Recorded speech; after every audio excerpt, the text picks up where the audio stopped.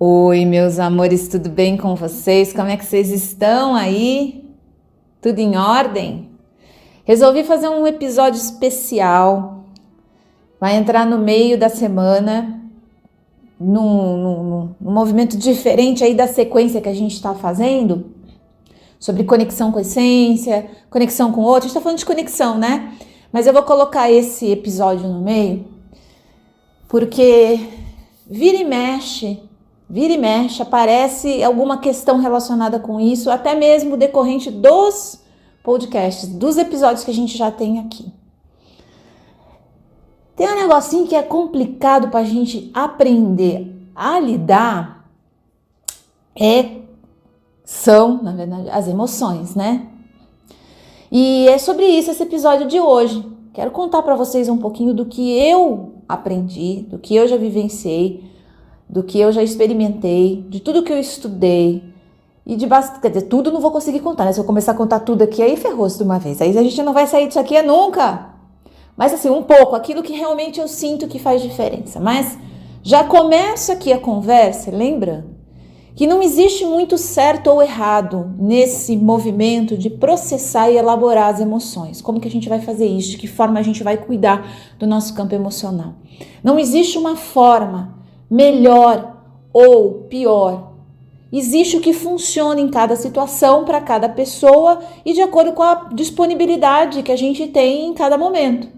Que às vezes a gente tem uma técnica incrível, sensacional, maravilhosa, né? Que você fica sabendo de resultados sensacionais, mas para você não funciona. Por quê? Porque você não tem, talvez, habilidades, ferramentas, conexão, afinidade mesmo com aquele método. Não adianta.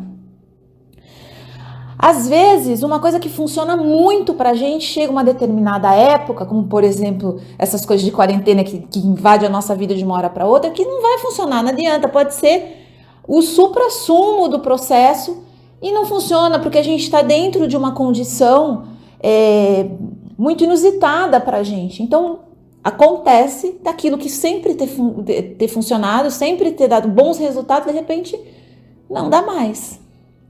Mas a gente precisa conversar um pouco e sempre, né? Sobre essa questão das emoções, porque eu percebo que existe uma dificuldade muito grande das pessoas aceitarem que existem outras possibilidades além da mental para a gente trabalhar com as emoções. Algumas pessoas já têm um convívio um pouco maior com as sabedorias do corpo, da energética, do intuitivo, do instintivo e consegue perceber isso, mas muita gente não.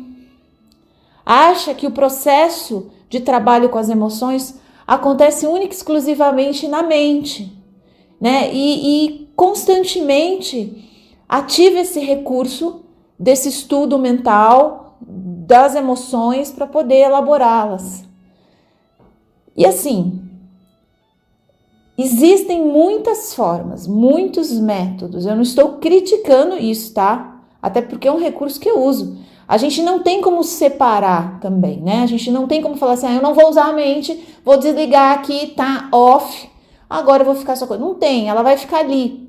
Mas o lugar que a nossa sociedade, que o sistema que a gente vive coloca essa estrutura mental na conversa com as emoções, eu acho, hoje, com a minha experiência, super exagerado, extremamente exagerado. Isso acaba criando uma conexão das pessoas com as emoções de muita ansiedade, de muita dificuldade de lidar com aquilo. As pessoas vivem fugindo das emoções porque elas dão um tremendo de um trabalho, porque elas têm que passar por um filtro, que é o mental, complexo. Então, a gente conseguir acessar, elaborar, liberar a energia que aquela emoção tá roubando da gente, porque acaba acontecendo isso, né? A emoção chega e parece que toma da gente um monte de coisa. Cara, dá um trabalho imenso, imenso. Eu acredito na integração dos métodos. Então, a gente pode sim fazer o percurso mental, né, de estudo, de elaboração, e eu acredito que muita coisa a gente só consegue dinamizar se a gente passa por esse processo a longo prazo, assim, sabe?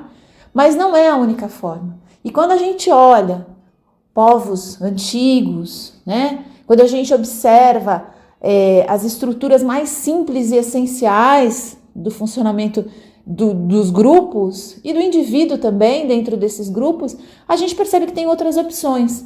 E não custa experimentar para ver se funciona.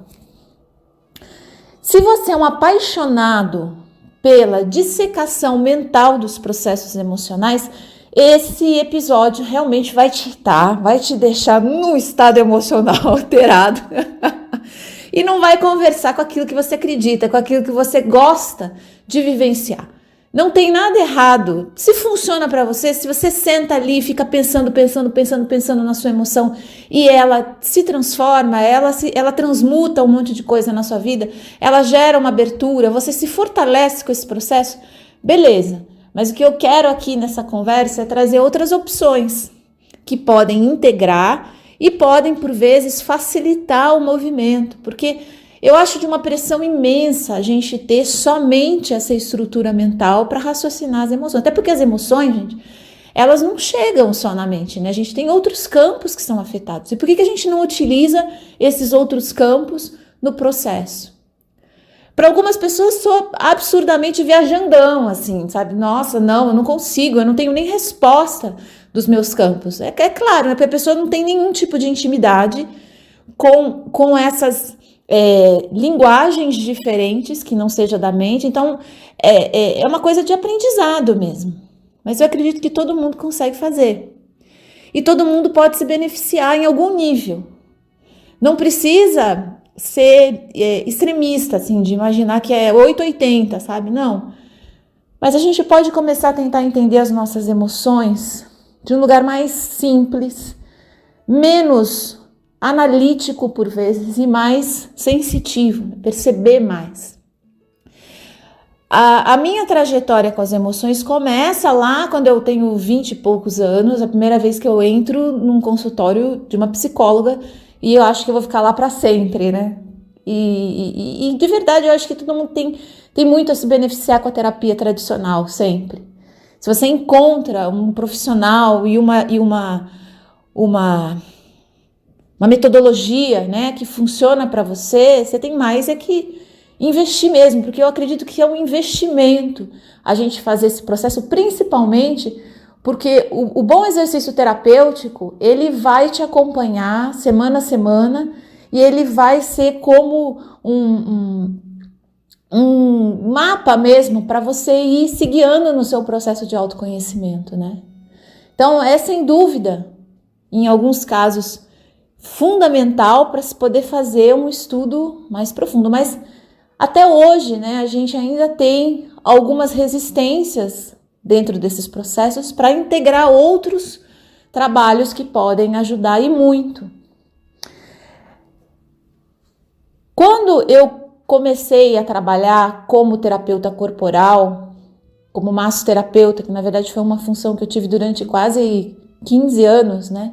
Entre o período que eu começo a estudar e o período que eu fecho meu espaço, eu atendi como massoterapeuta e eu tive esse trabalho de realmente me aproximar dos corpos, trabalhando com corpos e com o campo dos corpos, né? Quando eu falo corpos, fica parecendo que eu trabalhava no ML, né?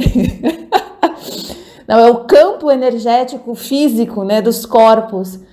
Então, o campo da materialidade do humano, assim. Eu tenho uma fascinação por esse exercício da materialidade, de toda essa frequência humana, que não é só o campo físico, não é só os corpos, mas tem muito mais acontecendo, né?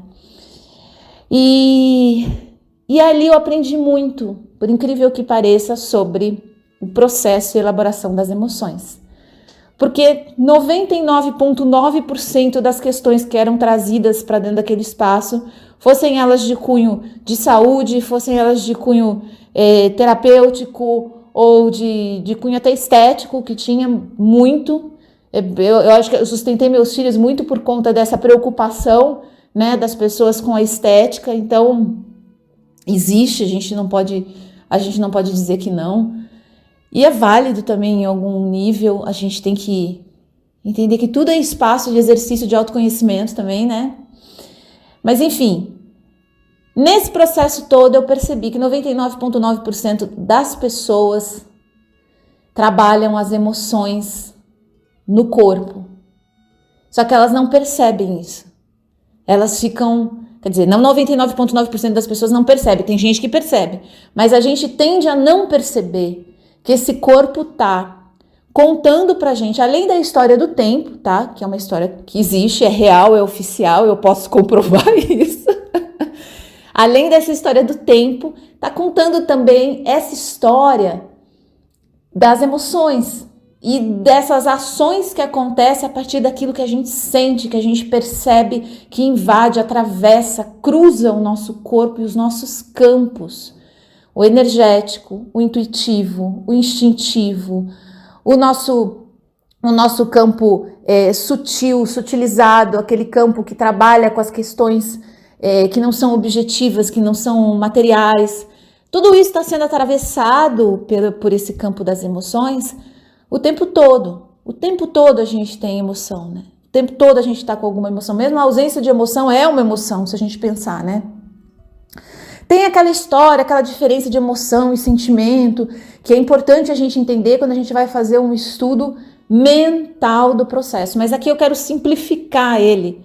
Eu quero colocar isso tudo de um jeito bem simples, assim, como se eu estivesse realmente conversando com uma criança de, sei lá, 8 anos. Eu sei que a gente pode mais, mas eu quero simplificar, porque a gente pode e deve, inclusive, conversar com as crianças a respeito das emoções, viu? É um excelente momento para a gente começar a ensinar os nossos filhos, quando a gente começa também a aprender a lidar com as nossas emoções. Não é pegando o livro do cara, esqueci, acho que é Goleman o nome dele, né, que tem lá o Inteligência Emocional, e batendo no meio da mesa e fala, vamos estudar isso aqui. Não, é no dia a dia. É no dia a dia que a gente vai mostrando para as nossas crianças como que a gente lida com as nossas emoções. Contando para elas o que a gente está sentindo, como a gente está processando. Agora, se a gente não sabe, se a gente está constantemente em fuga das nossas emoções, tentando resolver aquele problema, né, que é a emoção, que é a tristeza, que é a ansiedade, que é a irritação, que é a raiva, que é a ira, né, que é a preocupação. Eu vou colocar tudo isso, tá, gente? Eu sei que tem diferenciais, mas eu vou juntar tudo pra gente simplificar, tá? Eu sei que a gente pode categorizar essas coisas de forma diferente e trabalhar de formas diferentes. Mas eu fui uma pessoa que adoeci por conta das emoções. Eu adoeci, pirei legal, assim, pirei legal mesmo, oficial também, né? Foi uma coisa que, assim, teve... como é que fala? Não é carteirinha, teve... Pô, esqueci, quando você sai com um documento, né, dizendo, sim, você pirou cabeção, filha. Tá aí, está assinado, né, pelo médico. Diagnóstico, lembrei. Então, você sai lá com um diagnóstico, com a comprovação científica dos homens que pensam assim, dizendo, filha, deu ruim para você. Você não conseguiu funcionar dentro da sociedade com as suas emoções. E aí eu fui descobrindo que, assim, muita gente também estava sofrendo, padecendo desse mesmo diagnóstico, assim, né? E naquela época eu já terapeuta, já trabalhando há muito tempo, eu comecei a me aprofundar mais em recursos alternativos, né? Em terapias alternativas para entender. E fiz, gente, de tudo que vocês podem imaginar. Mas olha, quase qualquer coisa. Tem algumas técnicas que às vezes o pessoal chega e me fala que eu nunca ouvi falar. Mas nessa época eu acho que eu conheci de um tudo que vocês podem imaginar. E algumas coisas funcionavam, outras não. Demora mesmo até a gente conseguir encontrar uma conversa que toca a gente, que realmente abre uma movimentação diferente na nossa vida. E a minha passava pelo exercício e conhecimento da minha sensibilidade energética. Porque uma das questões que mais me levaram a adoecer por conta das emoções é que eu tenho uma expansão dessa sensibilidade energética, né? Assim como a gente tem o olho castanho ou verde, o cabelo liso ou enrolado, são características, tá? Isso não é um dom, um talento, Não é uma coisa, não, é uma característica, né? Tem gente que é alto, tem gente que é baixo, não tem certo ou errado, é uma característica com relação a isso, né? Tem gente que tem outros campos ativados que não é essa conexão com o energético. A minha era essa. Então, para mim, foi importante começar a entender, estudar, conhecer, ir atrás, e me levou a compreender que se a gente não tem essa aproximação e a compreensão em vários níveis do que a gente sente, a gente não consegue elaborar totalmente as nossas emoções. Essa que é a verdade. A gente até vai, libera ali um pouquinho e tal, mas se a gente fica preso somente no trabalho emocional, num único campo, a gente corre o risco, isso em qualquer um, tá, gente? Mas a gente corre o risco de ficar girando em torno do mesmo assunto por muito tempo, achando que está trabalhando com ele, e na verdade a gente muitas vezes está só criando um espaço de convivência com aquilo. Quando eu chego lá, começo dos anos 2000, na Escola da Espiritualidade Independente do Gaspa, aqui em São Paulo, que para mim foi um movimento incrível, porque lá eu tinha uma professora que falava sobre mediunidade, tinha professoras que falavam sobre o trabalho dos hipersensíveis, né, como é que eram feitas as práticas, os estudos e tal. Era praticamente a escola do Arquivo X lá, né, do X-Men, né? Não é Arquivo X, não, o X-Men, que tinha a escola do professor Xavier. Pois era mais ou menos aquilo, eu me sentia um pouco assim lá. E era um espaço muito rico de possibilidades e onde as coisas aconteciam de uma forma muito livre, né? Então, eu me sentia à vontade para poder dizer e contar as coisas e receber um feedback relacionado com possibilidades que saíam da caixa, saíam do tradicional, né? Porque o que era o comum naquela época? A terapia, né, com psicólogos, que eu considero até hoje como uma das ferramentas mais importantes, a arte-terapia, algumas práticas físicas que auxiliavam com isso, e aí tinha todo o exercício da espiritualidade. E ali a gente tinha um lugar muito mais amplo, que tinha uma conversa muito maior, com vários tipos de abordagem de campos diferentes. Então, a gente aprendeu a perceber essas emoções ali nesse lugar onde tinha a conversa com o energético, a conversa com o corpo físico, a conversa com o campo intuitivo, né? E aí explode toda a minha capacidade oracular, que há muito tempo eu arrastava ela como um apêndice dolorido ali para cima e para baixo, porque eu não sabia canalizar aquilo. E aí vem um movimento também instintivo, né, que trabalha e conversa com as questões da sexualidade, né? Então, é interessante a gente pensar que para a gente conhecer as nossas emoções, a gente tem várias ferramentas, vamos dizer assim, né? Várias possibilidades. E em cada momento a gente pode utilizar esse recurso. Lá eu aprendi a entender o que eu via no consultório, trabalhando todos os dias. Que o corpo é a ferramenta que recebe as emoções, que acolhe o processo emocional e que, de alguma forma, junto com o campo energético, processa aquilo. A gente acha que é a mente que está fazendo o processamento das emoções, né? Então, você, sei lá, você tem uma irritação, você tem um processo e você acha que é a mente, porque começa a passar um monte de coisa na sua mente, então você acha que sua mente está processando aquilo. E não é a mente, é o corpo. O corpo é o cálice, é o vaso que recebe aquele impacto, né? Totalmente orientado por um campo energético que sofre, sim, as influências do campo mental, tá? A gente não está descartando essa importância, mas lembra que o corpo, ele é a fortaleza que vai para cima da emoção quando ela chega. Ou o contrário, a emoção vem para cima do corpo, né? É, na verdade, o espaço onde acontece a integração daquilo que a gente sente com aquilo que a gente é, né? Que aquilo que a gente carrega materialmente como quem nós somos, né? O nosso corpo. É ali que acontece a mágica. É no corpo que acontece o processo. E por isso que as pessoas, mesmo às vezes sem muita consciência, estavam sentindo uma série de coisas no corpo, manifestando uma série de aspectos, de formas, de processos, mas elas teimavam em manter tudo aquilo conectado só com a mente.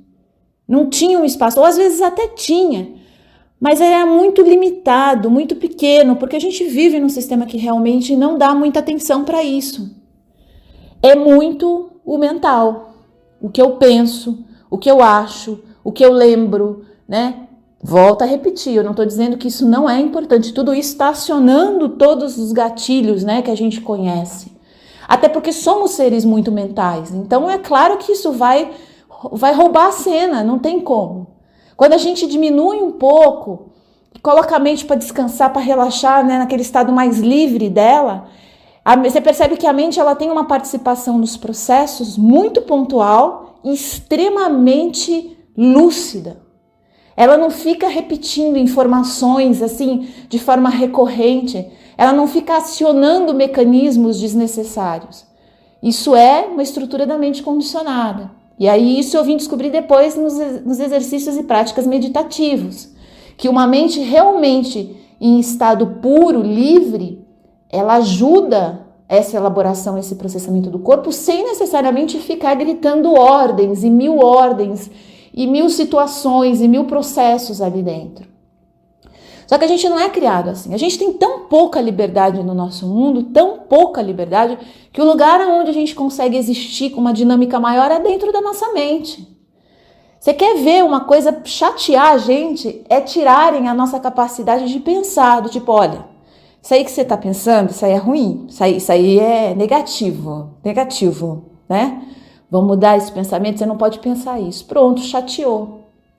Aí a gente vai pensar nisso o dia inteiro, porque é um espaço, um campo, aonde a gente pode ser, entre aspas, ou a gente acha que pode ser a gente mesmo, né? A gente está sob a influência de um monte de coisa, mas a gente acha que ali a gente faz e acontece, aqui eu penso o que eu quiser, né? Eu construo, eu imagino, eu fantasio o que eu quiser. Isso é realmente fabuloso, porque é verdade, a gente pode realmente fazer o que a gente quiser.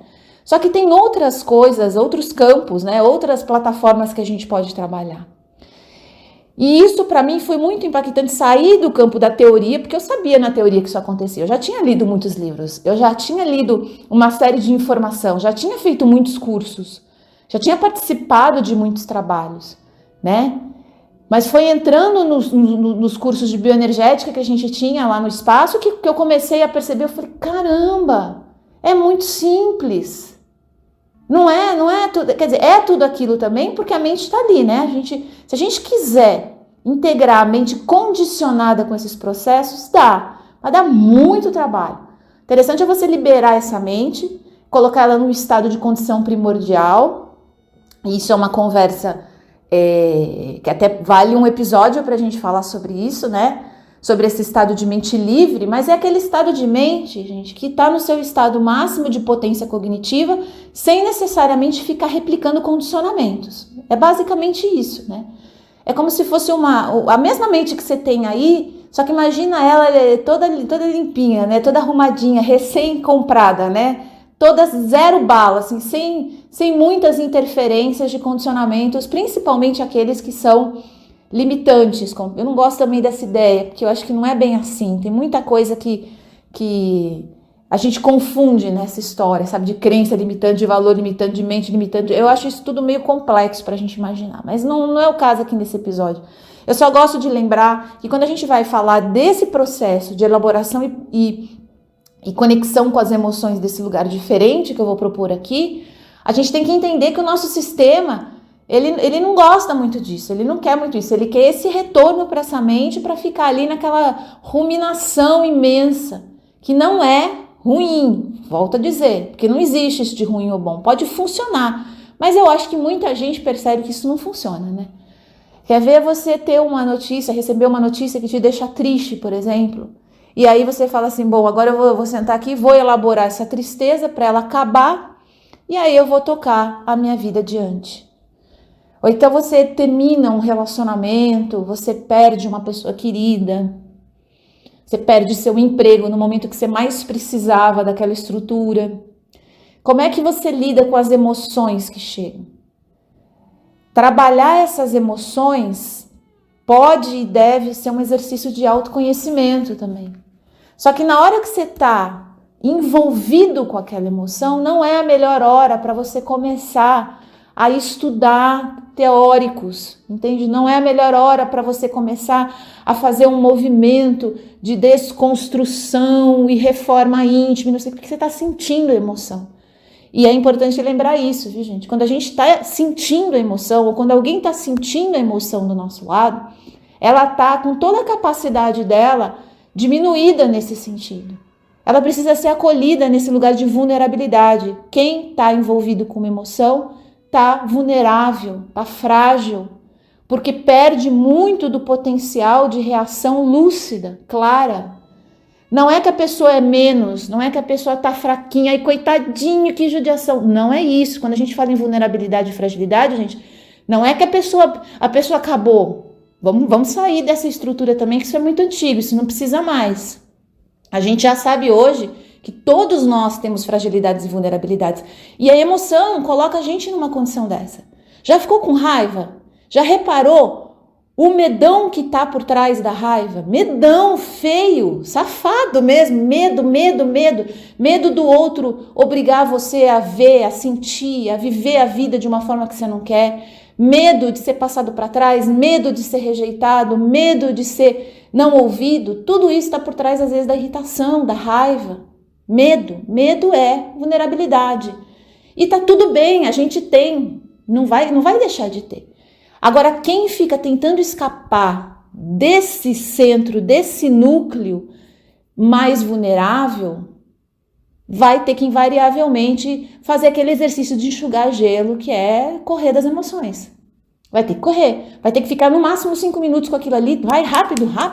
E hoje a gente tem muita gente ensinando técnicas nesse sentido. Corre, vai 5 minutos, acabou, já deu, agora você já tem que ficar bem. Você tem que sair desse núcleo vulnerável e frágil das emoções. Só que isso é desumano, né, gente? Vamos pensar que isso é desumano, porque todo mundo tem emoção, em algum nível. Elas vão procurar uma outra forma. Você pode desenvolver a técnica mais incrível do mundo.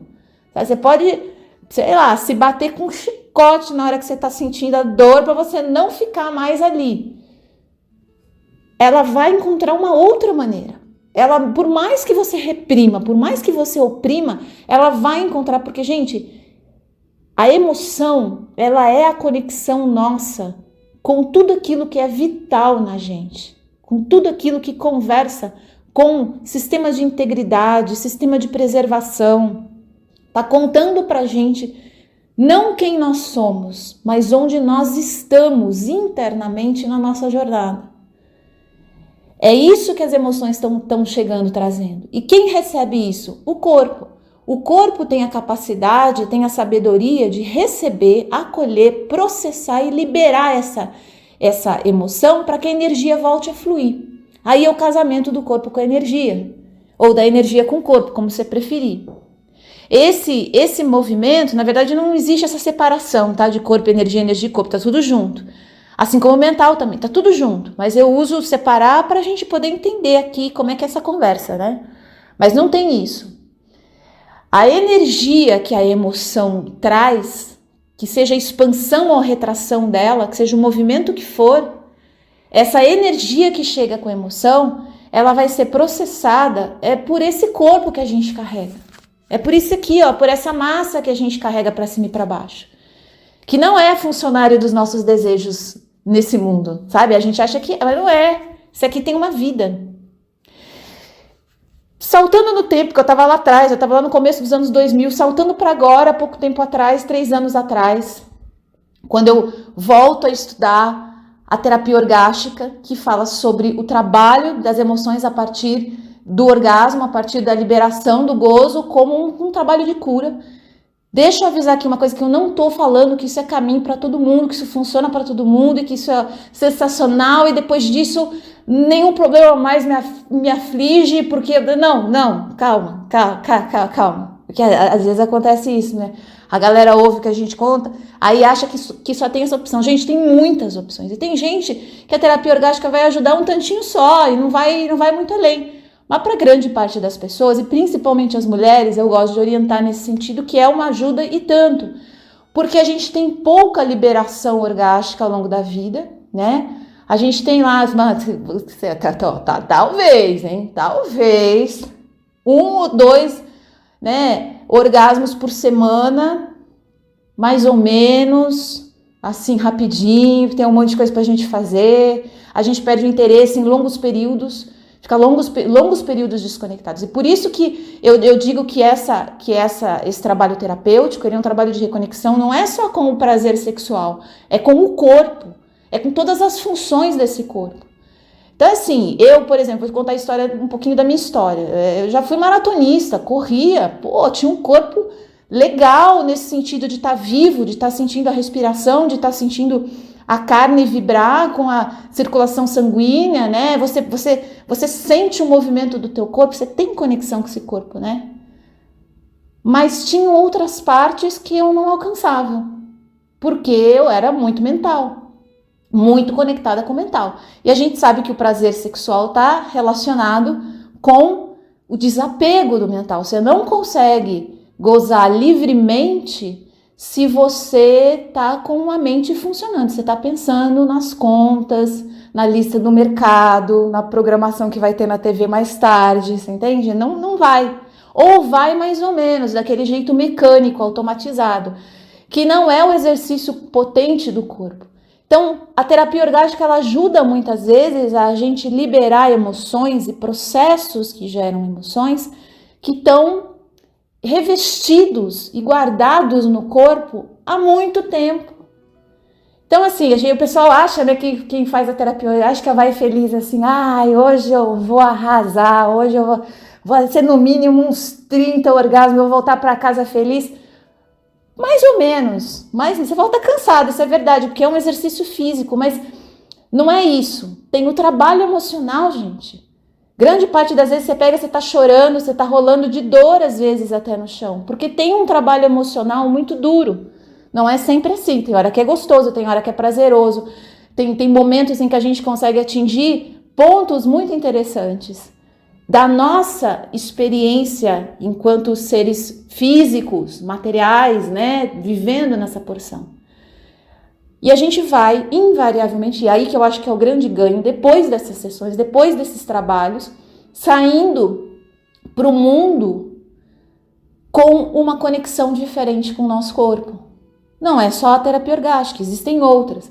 Existem as práticas meditativas, e aí eu estou falando da minha história, tá, gente? Não é a única opção. Eu fui, vocês sabem, estudar o Tantra. O Tantra tem uma série de práticas que conectam a gente com o nosso corpo e que abrem o corpo para o prazer como exercício de transcendência. E caramba, que difícil é a gente ter prazer. Que difícil que é a gente liberar o nosso corpo, a gente autorizar o nosso campo energético, emocional, o relaxamento necessário para você poder ter prazer. Então, antes de autorizar o prazer, você tem que descobrir como é que você repousa. Você vai repousar, você vai aprender a repousar de fato. E não deitar lá na cama e ficar vendo vídeo do YouTube e achando que tá descansando, sabe? Porque não é isso. O repouso real, ele passa por muitas camadas. Enfim, tem um complexo de coisas que a gente pode pensar para ajudar a gente a entrar em conexão com esse corpo que recebe e trabalha as emoções. Mas hoje eu vou contar para vocês aqui uma prática que eu costumo fazer, porque eu fiz esses dias e aí tá fresquinho aqui e eu falei, eu vou contar isso. Então toda essa conversa que eu tive, deixa eu ver quanto tempo eu fiquei falando. Putz grila, o bicho aqui fala.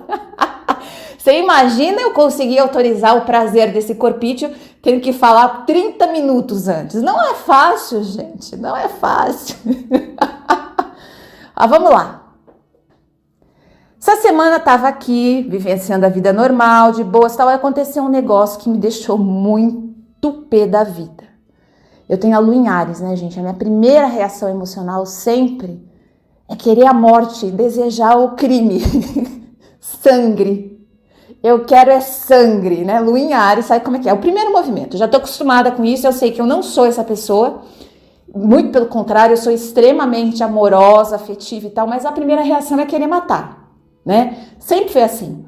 Desde que eu me conheço por gente, eu era muito pequena Eu lembro que eu jogava paredão com os meninos na rua, né? Paredão, jogava paredão, usava uma bota ortopédica, que eu tinha o pé torto, né? Tenho até hoje, não resolveu nada.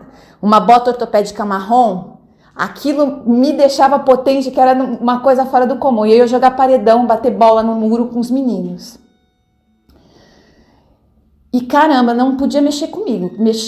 Pior, né? Não podia mexer com a minha boca, porque o que eu falava de palavrão, que eu nunca, nem sei aonde eu aprendi, xingava, ia pra cima, era... Então eu já sabia que eu tinha cavalo em Áries. Mesmo muito antes de estudar astrologia, tava todo mundo na rua, sabia já, né? Minha mãe já lá da janela do prédio olhava, ela ouvia eu falar palavrão, eu já sabia que eu ia apanhar quando eu chegasse lá em cima, né? Porque ela odiava aquilo, mas não adiantava. E, enfim, não adiantou, a lua continuou e eu sou assim, eu sei que eu sou assim. Então, aconteceu um negócio lá, na hora eu já sinto o sangue ferver. E não é no estilo Magal, não, né? O Magal é aquela coisa sedutora, aqui não é, não. Eu já senti assim, eu fiquei meio pé da vida. E ao mesmo tempo que eu fiquei muito brava, eu fiquei triste, porque eu tava brava. Eu falei, caramba, de novo, eu tava aqui de boas, feliz, contente, alegre da minha vida. Aí vem criatura do outro lado do mundo, vem, aí me deixa pé da vida. E aí eu fico triste comigo porque eu não tenho equilíbrio emocional, porque eu fico pé da vida. Mas a gente já sabe que não é assim que funciona, né? Essa sensação de raiva, de irritação, de brabeza, ela tá me contando sobre um lugar onde eu tô, né? Tá contando sobre esse meu universo emocional. Tá, já conhecemos, deveríamos ter conhecido isso lá da época do paredão já, né? Naquela época era fácil, gente, porque a gente colocava tudo pra fora, né? Trabalhava toda a emoção ali. Aí tava resolvido. Tava tranquilo depois, sabe? Você já tinha processado naquele momento ali, né? Claro que de uma forma inconsciente, não dá pra ficar fazendo isso todo dia. Agora não, né? Agora a gente controla. Só que aí isso aconteceu no meio do dia, né? E eu tava cheia de coisa pra fazer, com muito trabalho bacana, coisa que extremamente prazerosa. Falei, não vou deixar o dia acabar por causa disso. Aí eu peguei um papel, fui lá, peguei um papel e escrevi. Às 21 horas, que era a hora mais ou menos que eu imaginava que eu ia terminar, às 21 horas, 21 horas, isso, eu quero te encontrar, porque eu quero te conhecer. Coloquei assim, fiz um bilhetinho e coloquei do lado da mesa de trabalho. Toda hora que eu sentia aquela raiva, aquele negócio, eu olhava, 21 horas eu vou conversar com isso daí. Agora não dá, agora eu tô com outros processos aqui, mas às 21 horas eu... Só que aquilo continuou ali, só que eu olhava o papel, assim, do tipo, não, eu tenho um compromisso com isso aqui, eu não esqueci, eu vou entrar em conexão com isso. Não vou correr dessa raiva, não vou correr desse sentimento, não vou correr dessa tristeza.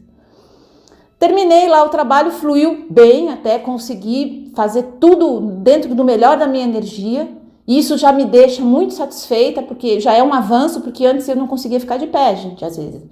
Eu tinha que tomar um monte de remédio e passar 3 dias dormindo para poder lidar com as emoções. Já teve fase assim. Porque eu não tinha mais condição de lidar nem com as ferramentas que me eram apresentadas, sabe? Não tinha, eu estava num estágio que realmente precisava de uma intervenção maior. Isso pode acontecer, isso não significa que a pessoa se perdeu totalmente. Gente, eu recebi diagnósticos complexos quanto a isso, eu estou aqui hoje trabalhando com isso. É porque realmente eu acho que era o lugar que eu tinha que estar. Eu tinha que conhecer esses lugares, eu tinha que sentir o que as pessoas que vão para esses lugares sentem, para poder de alguma forma, né, trabalhar com isso. Mas enfim, deixei o bilhete ali e tal, fiz 21 horas. Caiu a internet na minha casa. 21 horas. Eu fui pegar o celular para ver que horas eram, porque eu sabia que eu ia começar o meu processo. Eu olhei e não tinha internet. Falei, gente, a internet desligou. Falei, é a hora, tá todo mundo indicando que é a hora. Arrumei meu cantinho de meditação, acendi uma velinha. Sentei ali e falei, bom, agora eu vou sentir toda a raiva, eu vou chorar, eu vou xingar. Se eu tivesse com a minha bota ortopédica, eu ia colocar e ia dar umas caneladas na parede até a coisa funcionar. Mas não tava. Falei, não, eu vou ficar aqui sentadinha meditando, mas eu vou permitir que toda essa emoção atravesse. Se amanhã precisar de novo, eu faço de novo. E se daqui a uma semana precisar de novo, eu faço de novo. E se daqui a um mês eu precisar de novo por conta do mesmo assunto e da mesma questão, eu vou estar aqui para mim. Eu não vou desistir de deixar essa energia atravessar, acolher esse processo e permitir sentir, né? Eu posso sentir. Quer ficar com raiva, quer xingar, quer vomitar, quer desmaiar, é agora a hora, é agora. Sentei e comecei a meditar. No trabalho dentro do espaço, eu aprendi muito a conversar com o corpo, porque afinal ele é o que lidera esse processo, né? Desligar um pouco a mente, deixar a mente ali processando, né, os processos que ela quer, os pensamentos que ela quer escolher, deixa ela lá, mas nesse momento eu vou entrar em conexão com o corpo e vou pedir para o corpo me mostrar em que parte dele aquela emoção foi acolhida. Porque vocês vão perceber uma coisa interessante, não é sempre no mesmo lugar. Nem sempre as mesmas emoções são acolhidas no mesmo lugar. Tem, às vezes a raiva é na barriga, às vezes ela é no peito, às vezes é nas costas. Às vezes a ansiedade vai para os pés, para as mãos. Eu, por exemplo, perco a sensibilidade nas mãos e nos pés rapidamente se eu estou ansiosa. Eu literalmente não consigo segurar um copo se precisar. E se eu estou muito ansiosa, né? Se eu estou num ciclo de muita ansiedade, eu já sei. Quando eu começo a sentir as mãos que a ansiedade chegou. Ou não sentir, né? Eu sinto um formigamento e uma falta de controle. É aonde a emoção está acocorada, né? Ela fica ali, ela fica recolhida naquele espaço enquanto o corpo está fazendo o processo. Eu sei que tem linhas de raciocínio diferentes e teorias diferentes a esse respeito, tá, gente? Eu tô falando para vocês o que eu uso, que não é a verdade absoluta nem única, tá? Mas nesses momentos que eu tô naquele estado meditativo e que eu me abro para sentir isso, eu paro e abro essa conexão com o corpo para ele me mostrar onde está aquela emoção. E na hora que eu fiz esse exercício, eu comecei a sentir cólica menstrual. E eu falei, caramba, a minha lua vai chegar no meio da meditação. Você viu o impacto da emoção, como que é potente, né? E eu ali sentada, eu falei, deixa, se quiser sangrar, sangra, se quiser tremer, treme, se quiser chorar, chora. Engraçado que eu chorei pouquíssimo. Uma coisa que normalmente eu faço muito é chorar, porque é um exercício de liberação poderosíssimo. Mas eu tava ali, eu falei, não, eu vou deixar chorar. E chorei um pouquinho só, foi 2 lágrimas, pra falar a verdade. Eu tava mais na raiva mesmo. Eu tava mais na sanguinolência mesmo. É por isso que o corpo, né, de alguma forma, queria transformar aquilo em algo. Ele transforma. O corpo tem essa potência, gente. É lindo de ver como o nosso corpo é a ferramenta mais adequada pra gente lidar com isso. Se a gente deixa a mente doidona, pirada, eu já tava com o WhatsApp na mão, xingando 3 gerações anteriores. Eu falei, não, vou ficar aqui, vou deixar o meu corpo elaborar isso para mim. E aí eu fiquei ali quietinha, sentindo um pouquinho, as cólicas não eram muito fortes, deixei aquilo acontecer, fui ampliando aquela sensação. Aí, terminado o período da meditação, eu levantei, eu fiz um chá de camomila, tomei, eu adoro o chá de camomila, para mim é um ritual mesmo de conexão com esse corpo valente, corajoso, que vai na frente, que toma emoção, que faz, né, esse processo todo. E aí eu fiquei ali tomando chá de camomila, e aí me veio uma sensação muito forte. A emoção vai ficar com você ainda um tempo, mas quando ela for, você vai entender o que ela curou. Não é que ela vai curar, ela curou já. É um presente, na verdade, que a gente recebe nessas situações. Mas se a gente não tem o acolhimento, gente, entra atravessando, a gente expulsa o negócio, a gente deixa aquilo ganhar um formato que não é o formato real, não é o processo real. E a gente acaba se desconectando da gente, né? Porque eu acho que o convite da emoção é essa conexão com a gente. E aí eu percebi que ali que eu ia ficar com raiva ainda, que não era uma coisa errada, não era o processo deu errado, não adiantou nada, não. Aí levantei, percebi que eu tinha sangrado, que a lua tinha chegado, fui no banheiro, tomei banho, me troquei, passei o meu perfume de jasmim que eu amo para comemorar o ciclo, não sei o que e tal, tudo aquilo maravilhoso. E aí já estava mais calma, mas ainda, né, com aquela sensação que tinha acontecido alguma coisa, porque aconteceu. Não é porque é só uma emoção que não aconteceu, mas teve esse exercício de acolhimento. Ela foi, eu permiti esse exercício, né? Lá mais pro final, perto da hora de dormir, final da noite mesmo, já estava indo dormir, já tinha me distraído, já estava pensando em outras coisas. De repente, eu veio uma lembrança da última visita que meu pai fez na minha casa. E aí, ó, eu vou chorar. Tá vendo? Eu não chorei na hora da meditação, vou chorar aqui com vocês. Mas foi a última visita que eu tive a mesma sensação que eu repliquei naquele momento que eu tava vivendo naquele dia, sabe? Que eu fiquei pé da vida com o que estava acontecendo e ao mesmo tempo profundamente triste. Só que naquela ocasião eu não me permiti viver isso. Eu não me permiti viver as coisas como elas tinham que acontecer. Eu achei que eu tinha que ser a fortuna e do tipo, aí dane-se, eu não vou pensar mais nisso, não quero mais saber disso. Eu fechei a porta e falei, acabou, né? Só que não é assim. Isso fica replicando, isso fica tentando encontrar passagens ao longo da vida. E aí me veio a lembrança exatamente, eu vi na hora que eu estava ali na cama, eu vi o meu pai sentando no sofá da sala e eu falei, caramba, é isso que essa emoção veio me ajudar a dissolver através desse evento de hoje. Aí eu peguei essa informação, anotei ela num caderno e deixei ela ali. Eu aprendi isso na vida, né? Não sei se é muito por conta da minha lua em Áries, a não tentar resolver as coisas na hora. Do tipo assim, agora eu preciso elaborar daqui, deixa eu pensar em tudo que aconteceu nesse dia, em tudo que eu vivenciei depois, em tudo que o masculino na minha vida foi traumatizado por conta de tudo isso. Aí a gente entra nessa fúria mental de tentar consumir aquilo e arrastar aquilo para dentro de um lugar de, eu vou me livrar disso agora. E não é assim. São convites, né? São aproximações. Eu sinto, inclusive, que é como uma aproximação energética mesmo, de uma energia. Porque naquele momento que meu pai foi me visitar pela última vez, eu tive um envolvimento energético que estava, de alguma forma, ainda segurando a minha vida em algum ponto. E os encontros que a gente vai fazendo na vida, gente, eles estão trazendo pra gente a possibilidade de a gente soltar isso. Aí eles estão fazendo isso. Então não é exatamente a questão. Hoje eu já tenho bastante consciência disso, que não é a pessoa que ela está fazendo isso, é essa possibilidade, sabe? Bom, anotei no caderno ali, e aí eu sabia que no dia seguinte o encontro ia ser com meu pai, ia ser para trabalhar esse processo, para eu poder dizer para o meu pai as coisas que eu não tinha dito, mesmo que de uma forma simbólica, né? E é engraçado que eu acordei no outro dia com uma tremenda vontade de fazer uma imensa mandala de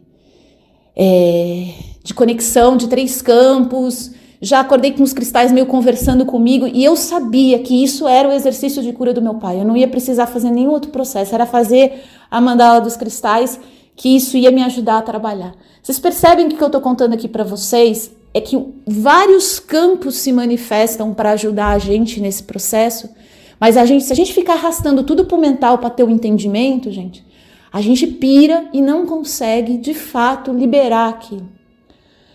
É isso que eu quero contar para vocês, que para mim é muito significativo. Às vezes demora dias nesse processo, porque uma coisa puxa a outra, que puxa a outra, e sem pressa, sem ansiedade, a gente vai fazendo essa costura de acolhimento. E aí eu fiz uma mandala super bonita, e quando eu percebi aquele sentimento de raiva, aquele sentimento ruim, né, que a gente considera ruim, que eu não acho mais que seja ruim, até pelo tanto que isso acaba trazendo pra gente, você percebe que não é ruim. Ele ganhou uma forma diferente, ele ganhou uma forma de gratidão, né? Do tipo, puxa, obrigado por ter aparecido, por ter trazido isso de novo pra minha vida, porque eu consigo liberar isso, eu consegui trabalhar isso.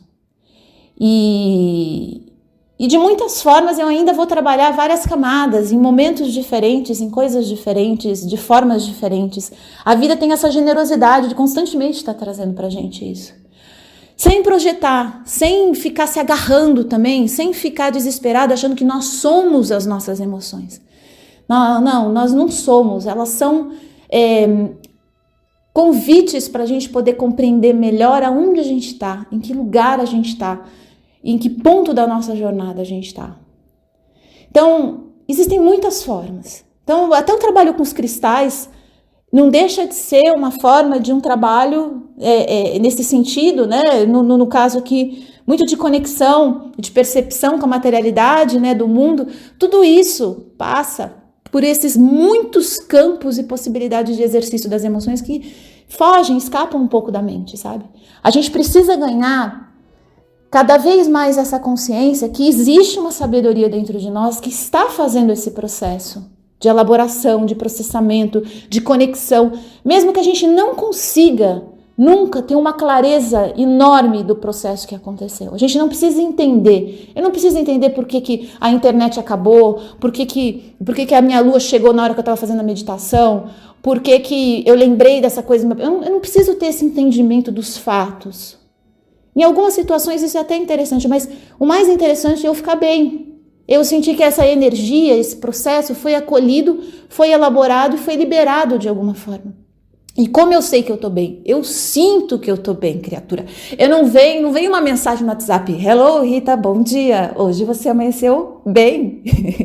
Ou como diz a Babi Amaral, né? Boa, tu amanheceu boa hoje, filha. Vai pro mundo. Não vem mensagem assim. A gente sente. E quando a gente sente também que a coisa não tá boa, quer dizer, não tá boa, a coisa não tá legal, a gente tem que ter essa dinâmica de muita confiança que existem vários processos que estão nos apoiando, que a gente não precisa passar por isso sozinho, que a gente pode vivenciar isso nessa confiança de que muitas sabedorias e inteligências que nós carregamos, inclusive da nossa ancestralidade e linhagem, porque eu acho que isso tem tudo a ver, esse acolhimento que a gente faz, ele gera esse campo imenso que ajuda os filhos, os netos, né? Toda a geração que virá e a que veio antes.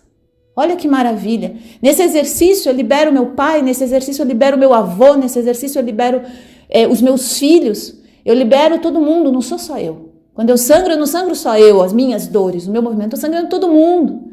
Vocês entendem que tem toda uma concepção que está por trás disso, que a natureza nesse sentido ela é perfeita e que a gente tem que confiar mais. É esse o convite aqui do episódio de hoje que eu senti a necessidade de contar para vocês. De contar todas essas etapas, porque eu sei que tem muita gente que não entende como que a gente chega nisso. Porque eu poderia chegar aqui e falar assim, gente, eu vou contar para vocês que essa semana eu fiz uma meditação XYZ e aí vocês iam achar legal. Mas muita gente não ia entender como que isso chegou a ter esse impacto na minha vida. Porque às vezes a gente chega para um cristal, né? Olha, isso aqui é poderoso, isso aqui você carrega, a pessoa olha para o cristal assim, completamente alheia de todo o processo que existiu antes na gente para a gente chegar naquilo. E aí realmente dá a impressão que a gente é viajandão, né? E que o outro também está deslocado do mundo. Poxa, por que eu pego esse cristal e não sinto nada? Porque realmente não precisa sentir nada, não é para sentir nada com o cristal. O cristal está de boas e você está de boas com o cristal também. Não precisa sentir nada. Mas é interessante a gente contar, eu acho, né? Eu pelo menos acho que quem gosta, quem está aqui ouvindo meus episódios também gosta desse movimento, dessa explicação que eu sempre tento colocar, por que as coisas aconteceram como elas acontecem, né? Da onde que veio esse processo? Porque eu não era assim não, gente. Eu não era mesmo. Eu não tinha condição, muitas vezes, nem de meditar. Não conseguia ficar quieta. Tinha que fazer meditação encaminhada, pintando, desenhando. Tinha que... Enfim, eu estava sempre procurando formas diferentes de conseguir controlar minha energia para eu poder fazer esse acolhimento. Porque era tanta coisa acumulada, era tanta coisa que eu tinha jogado para debaixo do tapete, que é óbvio, quando eu sentasse para meditar, isso tudo ia querer aparecer, né? Ia querer conversar. Mas com o tempo a gente vai trabalhando camada por camada, a vida é generosa, lembra disso, ela vai sempre trazer um monte de vivências pra gente, e nesse momento isso aí que você está vivendo é exatamente esse campo de exercício para praticar essa abertura e essa conexão com você e com o outro. Pelo outro agora eu fiquei com esse sentimento de grande gratidão e de amorosidade imensa, porque ele me trouxe uma possibilidade, e quando a gente está permitindo a fluidez da amorosidade, a gente está com saúde. A gente tem que entender que se armar contra o mundo é um exercício muito dolorido, muito duro, que consome muito a gente. Amar o mundo é a saúde, é um movimento. Não todo mundo, né? Por causa disso que eu vou trazer o chuchu pra dentro de casa e vou fazer ele refogadinho, né, gente? Claro que não, aí também já é muita doideira, né? Isso aí a gente conta em outro episódio, mas eu não faço isso mais não. Hein? Tô doida? A gente trabalha aqui do jeito que dá, né? Mas não é por isso também que a gente chama o urubu de meu bem?